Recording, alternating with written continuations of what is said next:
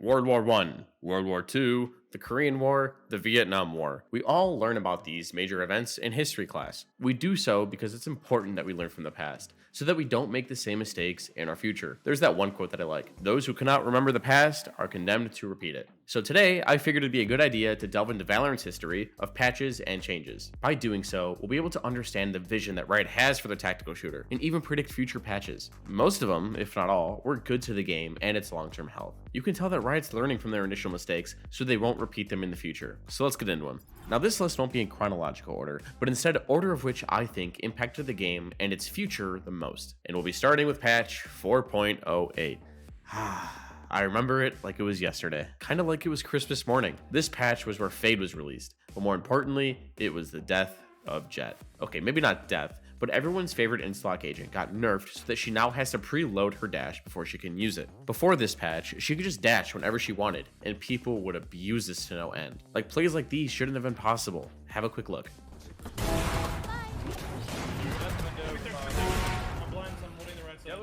No, I have.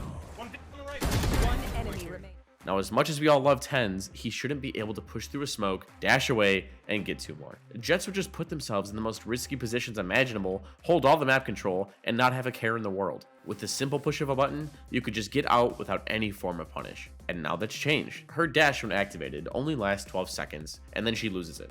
This forces her to play a more entry-style role, and can no longer hold space on defense like she used to be able to. Chamber's kind of taken her spot. On defense, you're now either forced to make a calculated decision as to when you should pop your dash, or save it for a retake. And on offense, she's still arguably the best space maker in the game. Jett without her dash is pretty useless. With two cloudbursts that don't last long and an updraft that can be used for peeking, maybe, I guess, I don't know.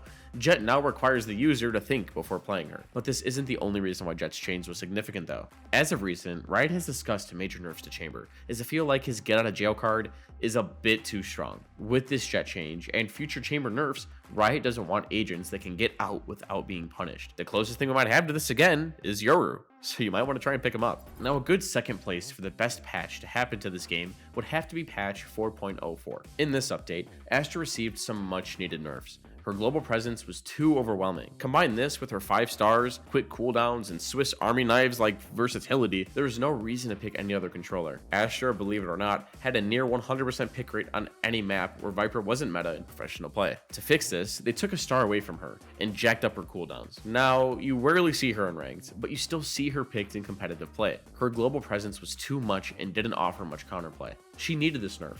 She could have a gravity already at any time, anywhere she wants.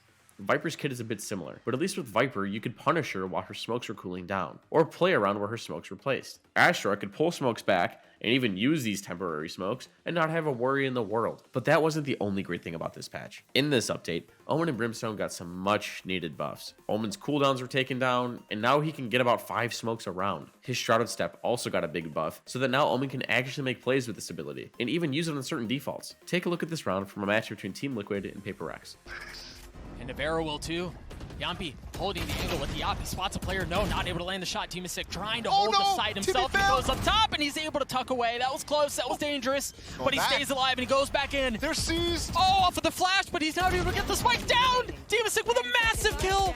Now with 8 seconds left, Liquid again hold Paper Rex back.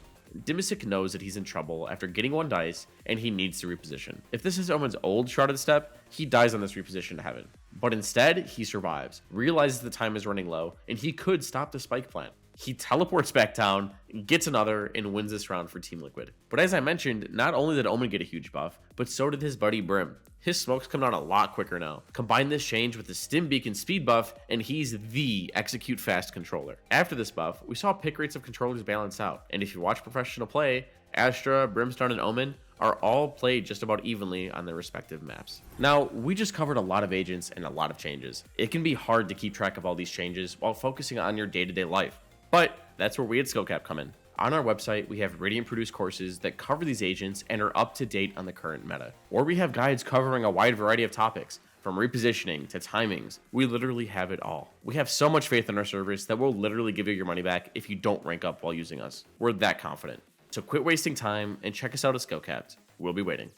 Now, isn't it wild that agents like Skye and Breach used to have 3 flashes? People think that in this meta that utility dumping is an issue, but could you imagine what it looked like if we still had these kits? We wouldn't know what it looked like because we'd be blind. I'm blind, Beard the pirate.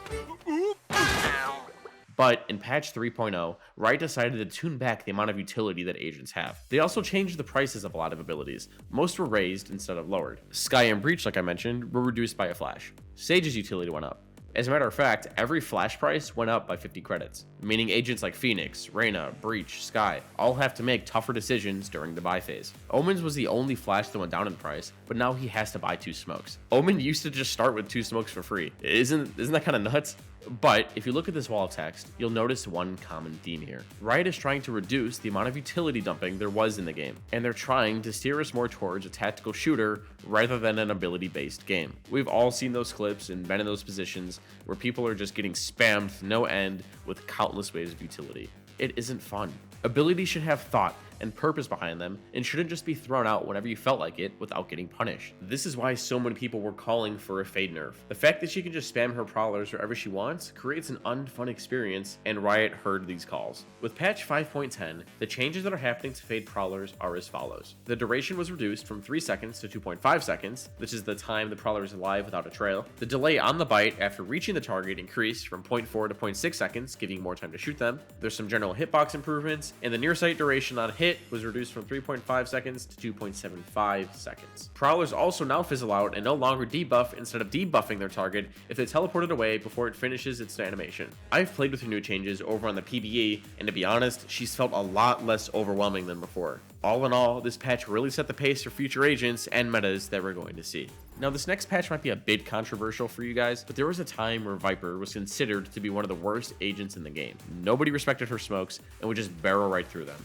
But in patch 2.06, that all changed. Riot decided to instantly inflict anyone with 50 decay damage who decided to run through her toxic screen, poison cloud, or Viper's pit. This 50 decay damage eventually got nerfed, but as of today, it still plays a big part in how Viper is played and how people play around her. Her utility is not to be messed with, and without these buffs, some of the maps we have today, like Breeze or Icebox, would be played completely different. For example, Breeze would just be a completely attack-sided map. No team would be able to effectively stall out a push as well as Viper would. Or an Icebox, B-site would be so much easier to plant on as well. People love planting in this one spot, and the meta right now is that Viper mollies this one plant spot and tries to use her smokes to deny this plant. But had this buff never come in, this site would be much easier to take.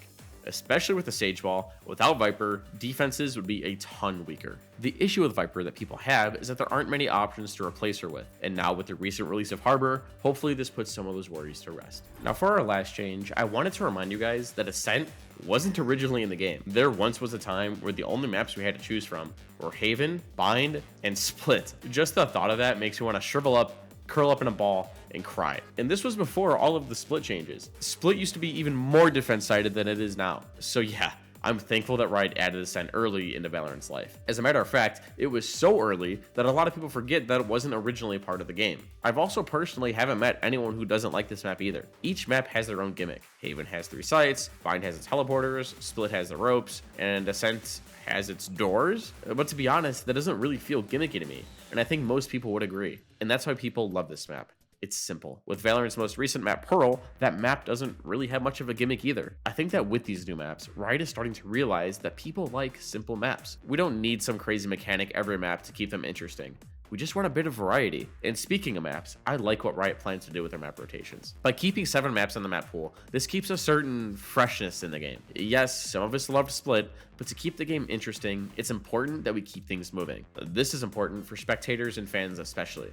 With too big of a map pool, newer fans would be confused and turned off. And with more experienced fans, they're kept more interested in the latest metas that are going on. Also, a quick side note, 7 maps is perfect for best of 3s or 5s. So yeah, hopefully you guys enjoyed that trip down memory lane with me. The amount of changes Riot's implemented since Valorant has come out have been great. They've each had a purpose and have felt like they're all trying to push the game in a certain direction, and I love it. Anyways, if you guys enjoyed the video, be sure to drop a like and subscribe to the channel down below. It really does help us out. But before you go, keep in mind that this is all just one of many in-depth guides that we have on our website. Also, if you want a chance at having your VOD reviewed, be sure to subscribe on our website at SkillCapped.com. We also have tons of Radiant Smurf commentaries where we have Radiant players walking through exactly how to have the most impact possible in a bunch of different situations. It's also backed by a rank improvement guarantee, and the reason to do that is because you're just that confident that our service works. And if it doesn't work, then you shouldn't pay. So what are you waiting for? You got nothing to lose. Head on over to SkillCapped.com and get started on your way to that rank that you deserve. And yeah, that's it. Thanks for listening, guys. I'm Teets, and we here at SkillCap want to thank you all for watching,